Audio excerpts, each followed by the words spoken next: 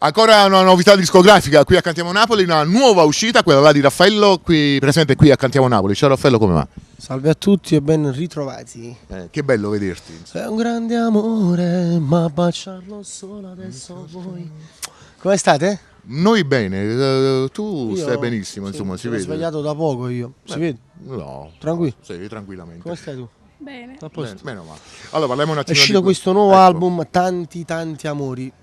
Parliamone un Tanti amori, attimino. si intitola un lavoro discografico di altissimo livello, prodotto e distribuito dalla Zeus Record Serie Oro. Gli arrangiamenti sono stati curati dal grande maestro Gianni Cuciniello, ecco l'occasione per salutarlo. Un abbraccio.